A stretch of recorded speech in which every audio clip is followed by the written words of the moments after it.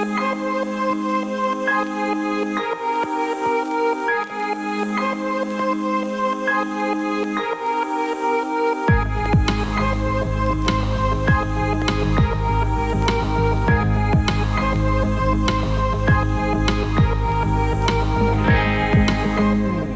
les bendiga, hermanos y hermanas.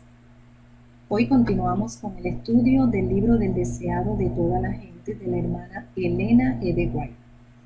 Hoy estaremos estudiando los capítulos 54, 55 y 56. Pero antes me gustaría que me acompañaran en oración. Amado Padre y Dios bueno, que estás en las alturas de los cielos, santificado y alabado sea tu santo nombre. Gracias, mi Dios, primeramente, por el regalo y la bendición de otro día más, Señor. Gracias por la oportunidad que nos das de acercarnos más a ti. Gracias, porque tú renuevas tus misericordias cada día. Padre, que a través del estudio de estos capítulos podamos continuar aprendiendo de tu carácter a través de la vida de Jesús. Que todos los oyentes puedan aprender de cuál es tu voluntad perfecta y agradable para nuestras vidas, que puedan aprender de tu carácter, que todos aquellos que se hayan alejado de alguna manera puedan a través del estudio de estos capítulos regresar al primer amor. Padre, gracias por la oportunidad que tú nos das de continuar compartiendo tu palabra y tus enseñanzas. He orado y te pido todo esto en el dulce nombre de tu Hijo amado Jesús. Amén. Comenzamos con el capítulo 54, que se titula El buen samaritano, y está basado en Lucas, en el libro de Lucas, capítulo 10, versículos del 25 al 37. En la historia del buen samaritano, Cristo ilustra la naturaleza de lo que es la verdadera religión, la cual consiste en actos de amor, en hacer el mayor bien que nosotros podamos hacia los demás, en la bondad genuina. Mientras Cristo estaba enseñándole a la gente, un doctor de la ley se levantó y le pregunta: ¿haciendo qué cosa poseeré la vida eterna? Los sacerdotes y los rabinos habían inducido a este hombre a que le hiciera esta pregunta con la intención de enredar a Jesús. Pero Jesús, sin entrar en controversia, le responde con otra pregunta: ¿qué está escrito en la ley? No sé cuántos de ustedes han escuchado que una pregunta no se contesta con otra pregunta, pero Jesús solía tener este método o esta manera de él responder con otra pregunta.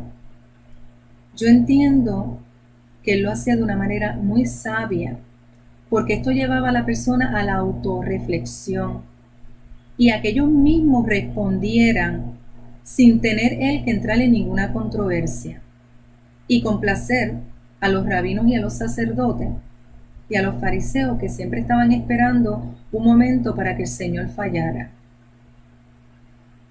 El doctor de la ley le responde: amarás al Señor tu Dios de todo tu corazón y de toda tu alma y de todas tus fuerzas y de todo tu entendimiento, y a tu prójimo como a ti mismo. Entonces Jesús le dice: bien has respondido, haz esto y vivirás. Jesús lo dirige hacia la observancia de los mandamientos. Con esto le mostraba a los judíos que él no tomaba tan livianamente la ley como ellos pensaban. El doctor de la ley había hecho esta pregunta con mucha sinceridad y con verdadero interés de conocer la verdad, ya que él no estaba satisfecho con la opinión ni con las obras de los fariseos. Así que cuando él se acerca a Jesús y le hace esa pregunta, él la hace con verdadera intención de saber. Haz esto y vivirás. Jesús presentó la ley como una unidad divina, enseñando que es imposible guardar un precepto y quebrantar otro. El amor supremo a Dios y el amor imparcial al hombre son los principios que deben practicarse en la vida. El doctor de la ley reconoció en ese momento que él no estaba practicando la justicia de la ley, que él era culpable al no haber manifestado amor hacia su prójimo. No obstante, en vez de arrepentirse, reconocer su culpabilidad ante el pueblo, él le hizo otra pregunta a Jesús. ¿Quién es mi prójimo? Esta pregunta desencadenaba otras preguntas entre los judíos, porque ellos se preguntaban, ¿quién es mi prójimo? El extranjero, el samaritano, esos son enemigos. Eso ni considerar lo que son el prójimo. Mi prójimo será el inmundo. O sea, se hacían esta serie de preguntas, ¿quién será mi prójimo? Jesús, nuevamente rehusándose a entrar en controversia, respondió relatando una historia sencilla, la del buen samaritano. La hermana Elena G. de White nos dice que el modo de disipar las tinieblas consiste en dar entrada a la luz. La mejor manera de tratar con el error consiste en presentar la verdad. En la historia del buen samaritano, lee de esta manera. Un hombre, dijo Jesús, descendía de Jerusalén a Jericó y cayó en manos de ladrones, los cuales le despojaron e hiriéndolo se fueron dejándolo medio muerto. Y aconteció que descendió un sacerdote por aquel camino y viéndolo se pasó de un lado. Y asimismo un levita, llegando cerca de aquel lugar y viéndolo, se pasó de un lado. Esta no era una escena imaginaria, sino un suceso reciente conocido exactamente como fue presentado. El sacerdote y el levita que habían pasado de un lado estaban en la multitud que escuchaba las palabras de Cristo. Al ir de Jerusalén a Jericó, el viajero tenía que pasar por una región del desierto de Judea. El camino atravesaba una hondonada despoblada y peñascosa que estaba infestada de ladrones y era a menudo teatro de violencia. Allí, donde el viajero fue atacado, despojado de todo lo que tenía valor, herido y magullado, y dejado medio muerto junto al camino. Mientras yacía en esta condición, vino el sacerdote por ese camino, pero dirigió tan solo una mirada de soslayo al herido. Luego apareció el levita. Curioso por saber lo que había acontecido, se detuvo y miró al doliente. Estaba convencido de lo que debía hacer, pero no era un deber agradable. Deseaba no haber ido por ese camino, para no haber tenido que ver al herido. Se persuadió de que el caso no le concernía. Ambos, tanto el sacerdote como el levita, presentaban la clase especialmente elegida para representar a Dios ante el pueblo. Se debían compadecer de los ignorantes y los extraviados, pero esto era a los primeros que ellos rechazaban. Estaban llamados a realizar la obra de Jesús, la cual era sanar a los quebrantados de corazón, llevar las buenas nuevas a los pobres, pregonar libertad a los cautivos, dar vista a los ciegos, física y espiritualmente. Pero esto era lo menos que hacían, por no decir lo que no hacían. Una de las razones por la cual Cristo vino a este mundo, para enseñarle la forma correcta de representar a Dios. Dios había guiado a estos dos hombres hacia ese hombre para ver si el corazón de ambos sería movido hacia la piedad. Estos conocedores de la ley habían aprendido a través de la ley de Moisés sobre instrucciones respecto a que las provisiones de misericordia se extendían aún hacia los animales inferiores. Por ejemplo, la bestia de carga. Si la carga le caía encima a la bestia, ellos debían de ir a ayudar y quitarle esa carga de encima a la bestia. Si se extraviaba, dirigirla hacia su amo nuevamente. ¿Cuánto más no debían hacer por un hombre en una necesidad? Pero la educación de ellos en el fanatismo nacional los había vuelto egoístas. Ellos conocían todas las lecciones de piedad, todas, pero no la practicaban. Al ver al hombre, solo pensaron que podía ser un samaritano, o sea, el enemigo, y siguieron de largo.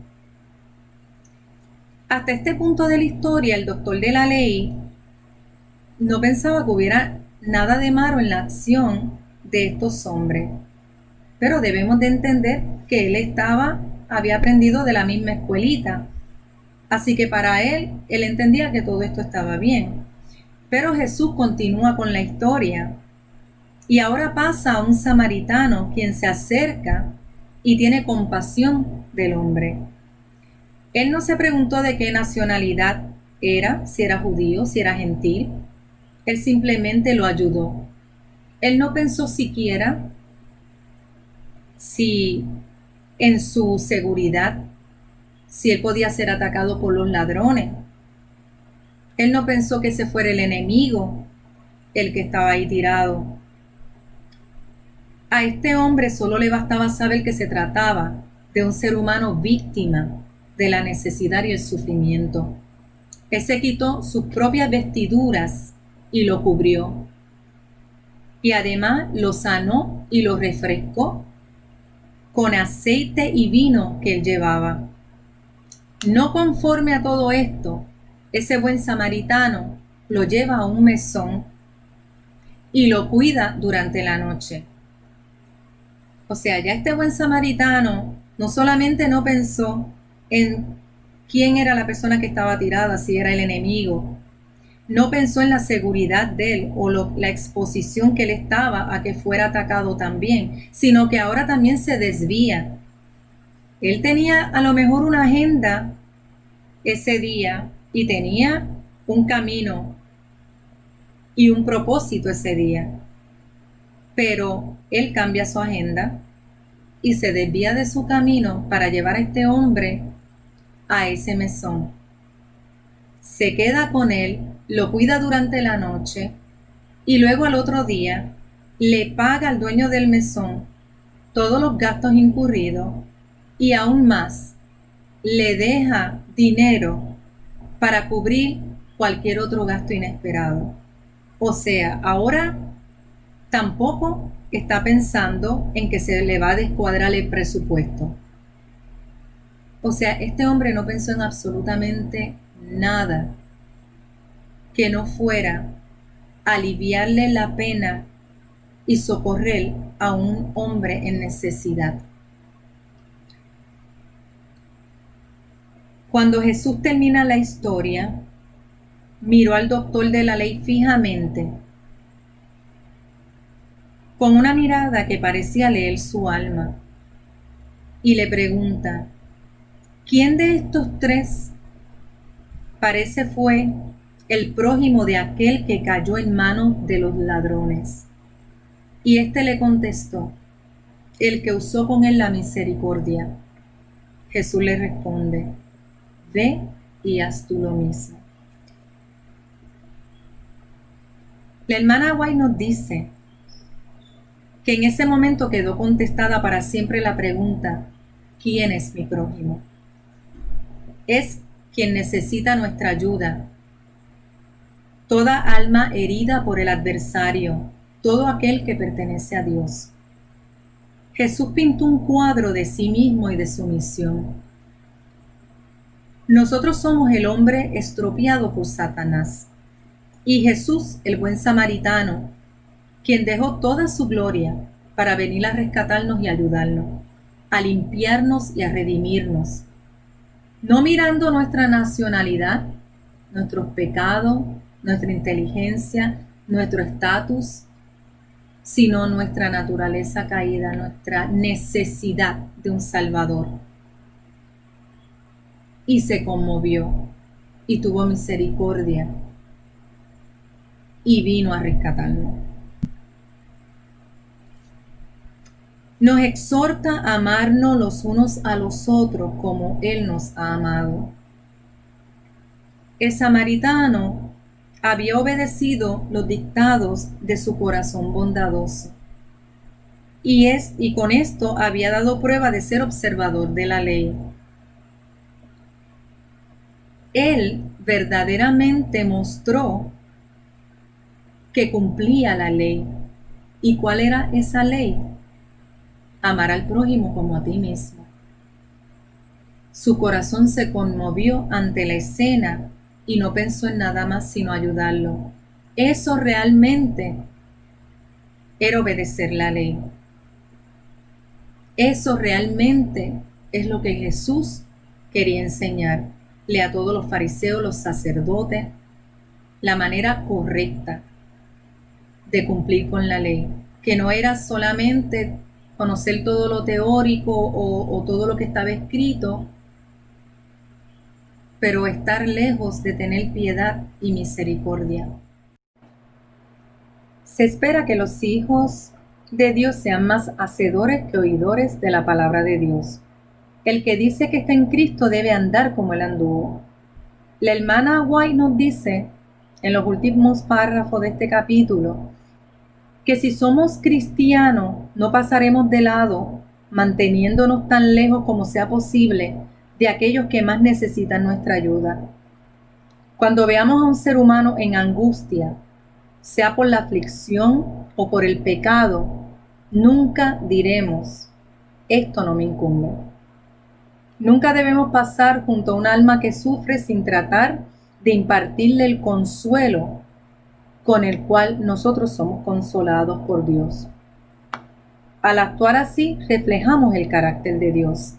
El amor de Dios en nuestro corazón es la única fuente de amor al prójimo. Porque si alguno dice, yo amo a Dios y aborrece a su hermano, es mentiroso. Porque el que no ama a su hermano, a quien conoce y ha visto, ¿cómo va a amar a Dios a quien no ha visto? Continuamos con el capítulo 55, sin manifestación exterior, basado en el libro de Lucas, capítulo 17, versículos del 20 al 22. Pasado ya 3 años desde que Juan el Bautista exhortaba al arrepentimiento, diciendo que el reino de Dios se había acercado, los fariseos, no viendo que se estableciera ningún reino, no viendo señales de tal acontecimiento, ellos le preguntan a Jesús, ¿cuándo había de venir el reino de Dios? Jesús les contestó, el reino de Dios no vendrá con advertencia, ni dirán helo aquí, helo allí. He aquí el reino de Dios entre vosotros está. El reino de Dios tiene comienzo en el corazón. Ni aun los discípulos entendían o podían comprender la gloria espiritual de la que hablaba Jesús. Ellos también esperaban ver señales del establecimiento del reino terrenal. Ellos esperaban que Jesús gobernara, que estableciera su reino como gobernante, liberándolo de toda la opresión y la injusticia y de los enemigos. Jesús les dice que vendrían tiempos en los que desearían volver a ver al Hijo del Hombre, pero no lo verán. Que no sabían el privilegio tan grande de tener entre ellos al que es la vida y la luz de los hombres. No fue hasta la ascensión de Cristo y el derramamiento del Espíritu Santo que los discípulos comprendieron la misión del Salvador. Comprendieron que aquel verbo se había hecho carne le fueron abiertos los ojos y el entendimiento. Ahora las Escrituras le parecían un libro nuevo. Mientras escudriñaban las profecías que testificaban de Cristo, llegaron a tener comunión con la divinidad. La hermana White nos dice que ellos reconocieron que había en él, en Jesús, un conocimiento que ningún ser humano podía comprender sin ayuda de la intervención divina. Juan vagamente dice, habían comprendido las escrituras proféticas. Cuán lentos habían sido para recibir las grandes verdades que testificaban de Cristo. No habían comprendido el misterio de su encarnación y el carácter dual de su naturaleza. 100% Dios, 100% hombre. Cuando desearon estar a los pies de Cristo, ahora ellos deseaban estar nuevamente recibiendo sus enseñanzas y en su compañía. El Mesías, el Salvador de quien Juan el Bautista tanto había anunciado, había estado en medio de ellos por más de 30 años y ellos no lo habían conocido como el enviado de Dios. Entre los suyos estuvo y no lo reconocieron. Se apoderó de los discípulos un gran remordimiento, porque por su incredulidad no habían disfrutado de la presencia del Salvador entre ellos. Tomás no quiso creer hasta que no puso el dedo en la herida. Pedro lo negó 3 veces. ¿Cuántos remordimientos ellos tenían? Lo tuvieron entre ellos y no supieron aprovechar ni disfrutar de su presencia. Hay un dicho bien popular que dice que nadie sabe lo que tiene hasta que lo pierde. Pues eso sintieron los discípulos.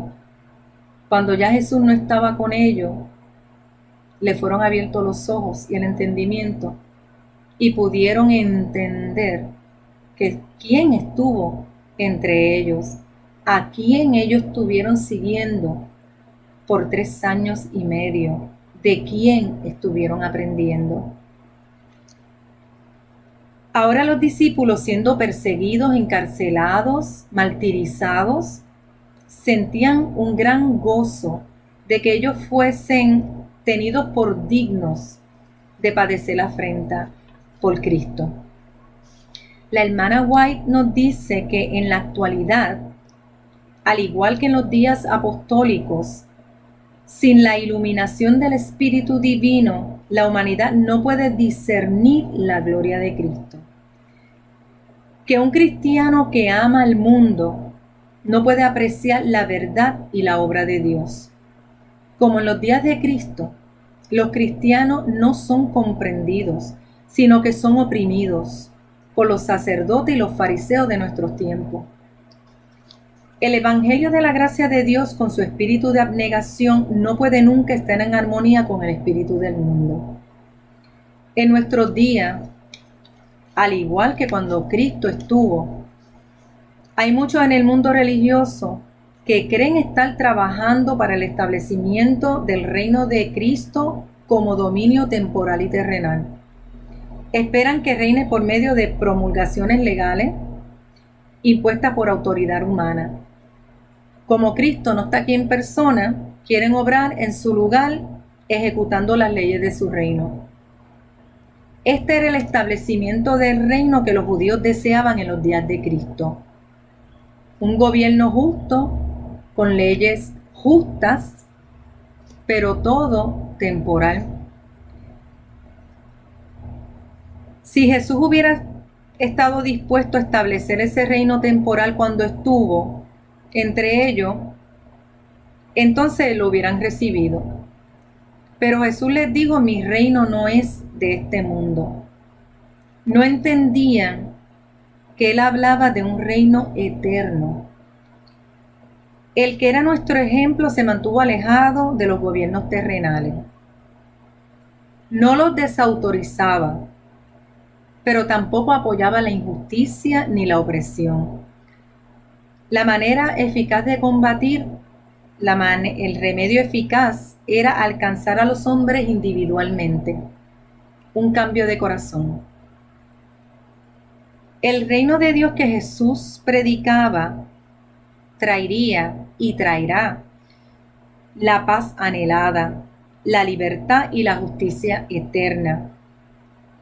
Pero para ser parte de ese reino debe de haber un cambio y una transformación que comience en nuestro corazón. El reino de Cristo ha de establecerse mediante la implantación de la naturaleza de Cristo en la humanidad, por medio de la obra del Espíritu Santo. No es con fuerza ni con ejército, sino con su Santo Espíritu. El agente humano que ha de cumplir esta obra es la enseñanza y la práctica de la palabra de Dios. Nos corresponde a nosotros como embajadores de Cristo declararle al pueblo las verdades espirituales que obrarán en aquellos que la reciban. Así es que se va a establecer el reino de Cristo. Continuamos con el capítulo 56, titulado Dejad que los niños vengan a mí. Basado en Mateo, en el libro de Mateo, capítulo 19, versículos del 13 al 15, el libro de Marcos, capítulo 10, versículos del 13 al 16, y el libro de Lucas, capítulo 18, versículos del 15 al 17. Jesús amó siempre a los niños.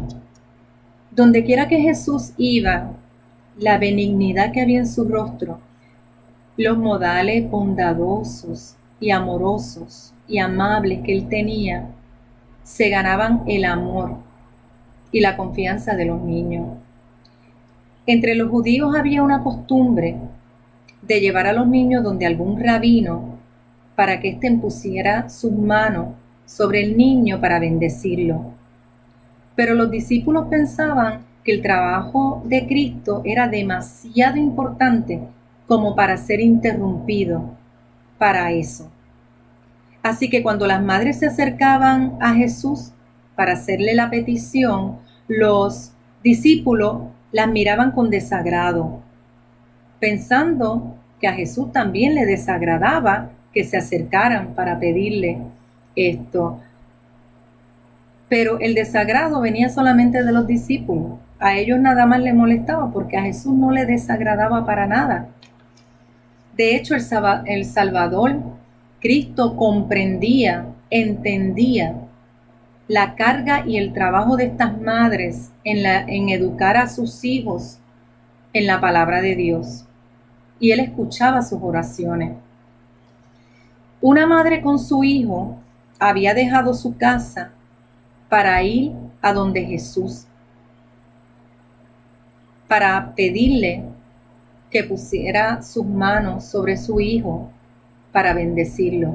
Cuando ella iba de camino, otra madre se acercó y le preguntó hacia dónde iba, y ella le explicó que iba donde Jesús para que pudiera bendecir a su hijo.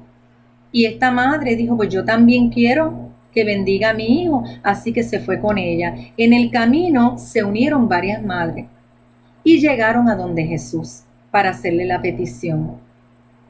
Cuando llegaron y se le acercaron los discípulos que estaban pendientes, Jesús los deja para ver cuál iba a ser la reacción de ellos. Y cuando vio que los discípulos despidieron a las madres, él los detiene y les dice, dejad a los niños venir a mí y no se lo impidáis, porque de tales es el reino de los cielos. Las madres quedaron consoladas y regresaron a sus casas fortalecidas y bendecidas por la palabra de Cristo. Las madres de hoy también han de recibir con fe las palabras de Cristo. Jesús conoce la preocupación del corazón de cada madre.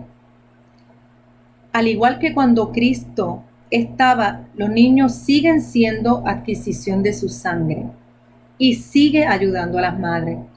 Lo hizo con su madre, con la mujer cananea, con la viuda de Naín, y lo seguirá haciendo con cada una de las madres de hoy. La hermana White exhorta a las madres a acudir a Jesús con sus preocupaciones y con sus angustias, para que hallen gracia suficiente para ayudarles en la dirección de sus hijos.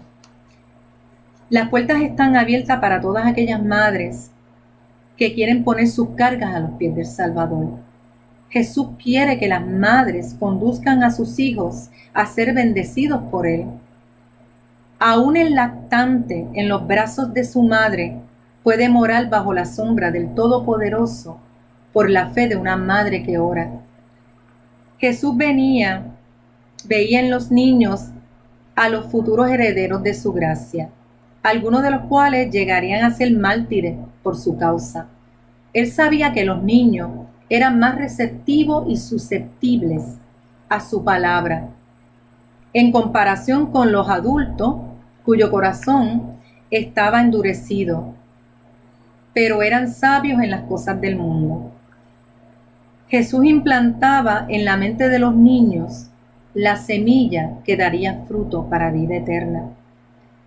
La hermana White nos dice que los padres y las madres deben considerar a sus hijos como los miembros más jóvenes de la familia.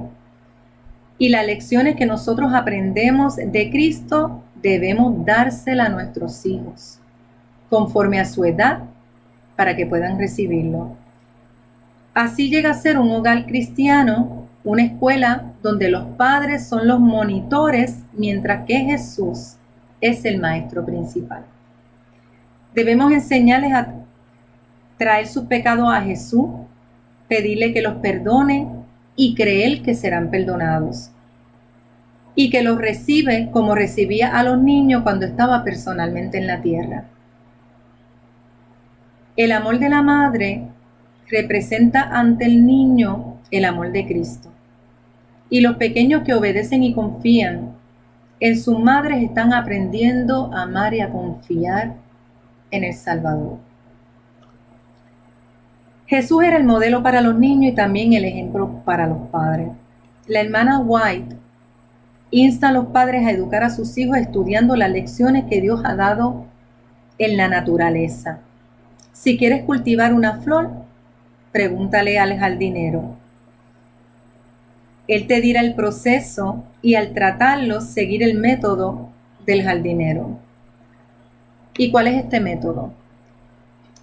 Por medio de pequeñas atenciones repetidas con frecuencia y no mediante el trato rudo o esfuerzo violento.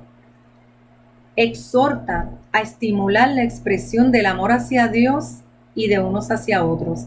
Enseñarles a ver a Cristo en la naturaleza, quien hizo las leyes que gobiernan todas las cosas vivientes, que las hizo por nosotros, y que esas leyes son parte de nuestra felicidad y de nuestro gozo. El Señor dará gracia a los padres y a las madres para que puedan interesar a sus pequeñuelos en la maravillosa historia del niño de Belén, quien es en verdad la esperanza del mundo.